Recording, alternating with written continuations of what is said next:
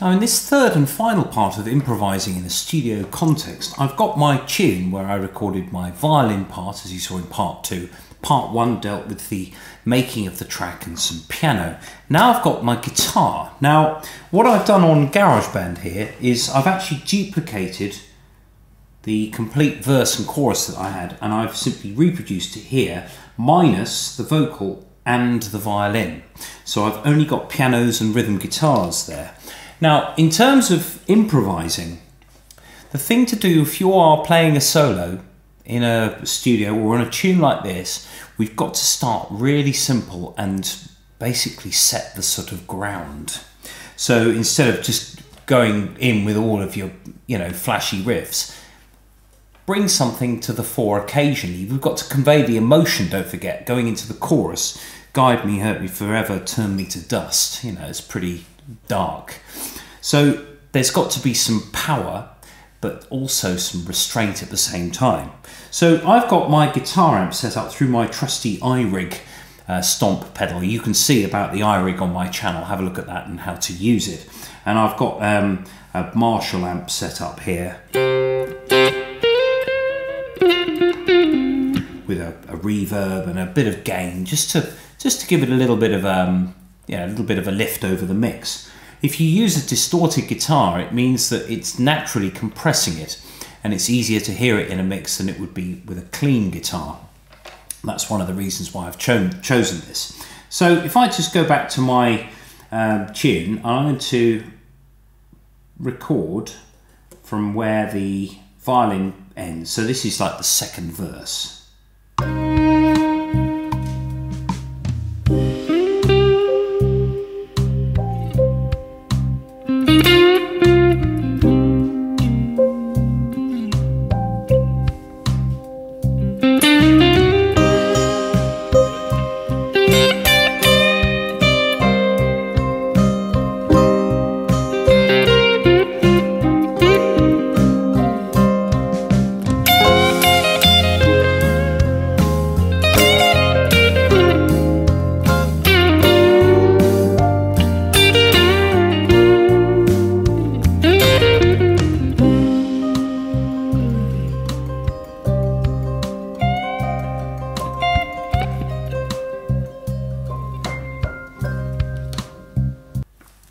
So, how I shaped that was using lots of phrasing at the start. So I had second idea, which may have been a development on the first. It could even be simpler. You could start off with something that says, oh, I'm here, this is guitar solo. And then the second half could be a slightly down version of that. That's okay. But in the chorus, I went a little bit higher in the range of the guitar. That sort of thing. Just to bring up the sort of the general level. The higher you play, the louder it can sound, but at the same volume level, if you know what I mean. Because also there's nothing at that top register in here on the chorus. Well, you've got the sort of, you've got that there, but the piano and the bass is down, it's pretty low. So if I just go through that, just on looking at the trace here, you can see that it's quite bitty here. There are bits in between.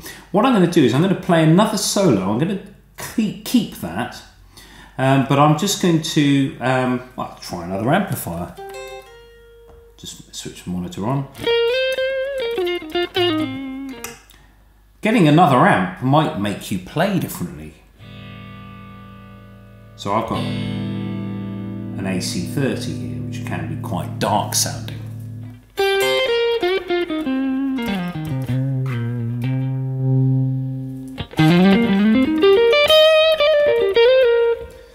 So I'm going to apply my same effects to this track. I'm going to put a bit of reverb and a little bit of compression this time, just so that I don't feel that I'm having to play loudly to hear what it is I'm doing. You can always take it away afterwards. So just verifying that sound. All of these effects that you have can be played live.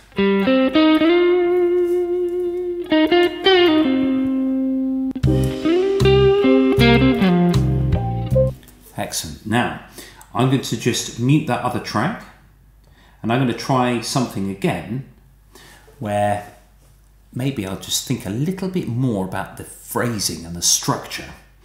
It was okay the first time, but the thing is, don't discount a solo because it's the first go. The producer might go, great, thank you, perfect, that's great. And if that's the case, then the job has been done. So I'm just going to record now another part just to see whether something else can be done that is more appropriate to this tune.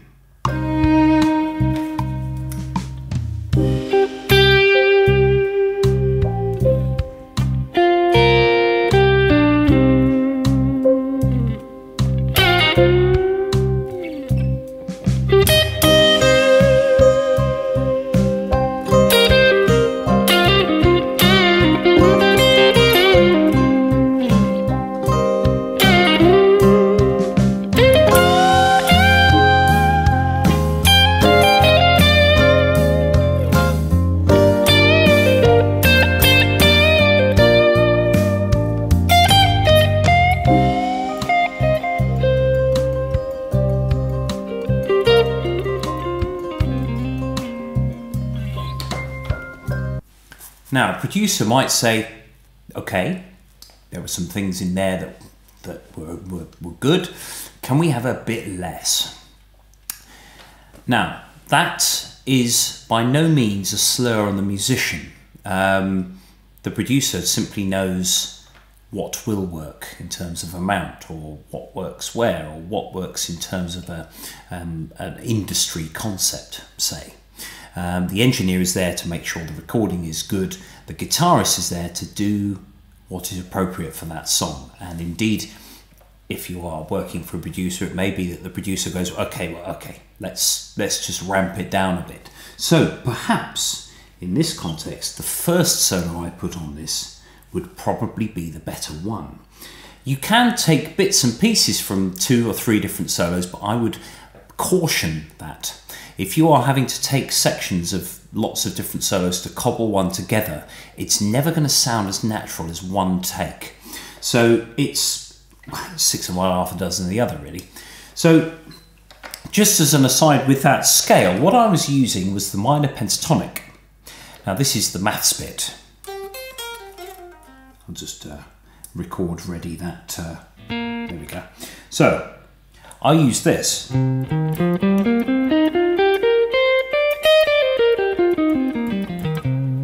Couple of little diatonic things put sort of, you know, integrated in with that.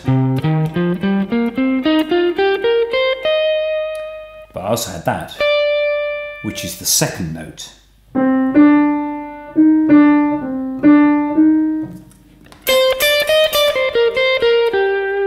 So there's just a little bit of a scalic version rather than.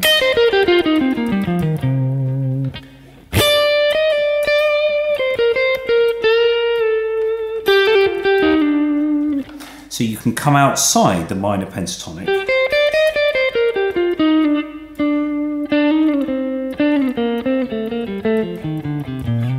to go in a sort of a Dorian mode. But we're getting lost in the maths here. It's all about that song. It's all about whether it works. If it works with your extra bits and pieces, your extra maths, then it's great. If it doesn't, if you're just doing something for the sake of trying to put things in, that's kind of a shame, and it's kind of, you know, the point has been missed, really. So at the moment, I'm still erring on the side of having that first solo. The second solo is too much. Of course, if the bass and the drums are playing louder, then maybe it's the time to bring things out here. But what you don't want, I'm going to play something now that is woefully inappropriate. And we don't want that at all.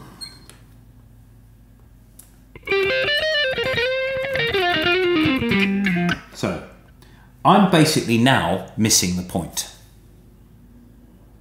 Let's just mute that second track, and here's the third one.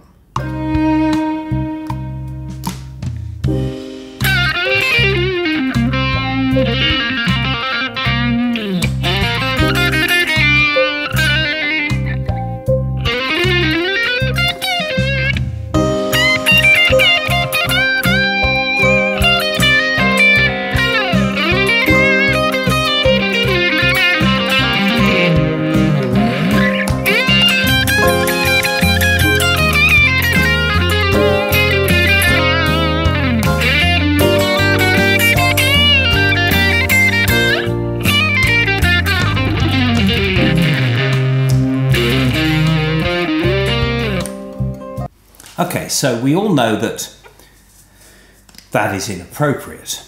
Anyone who doesn't think that should really just go back and listen to the song and play for the song. Play for the song. Those 4 words really should be in your mind the entire session when you're playing. Play for the song, play for the song, play for the song, play for the song. Ideally, if you're, bass player, keyboard player, if you're one of the rhythm section, for example, really attending that session and not being noticed is kind of what you want. You don't want somebody to constantly press on the talkback mic. No, can we just go back to it again? It's about, oh, that was nice. Maybe could we have something that means that you're basically going in the right direction.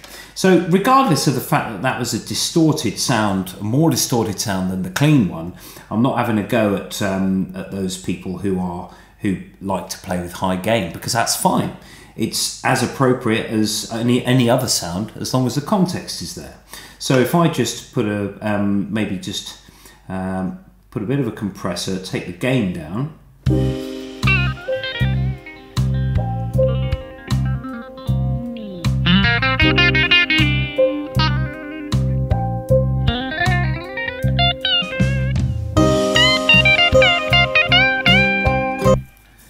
It's clean now, but it's still inappropriate. So there we go. I hope that gives you food for thought in the improvising sense in a studio context.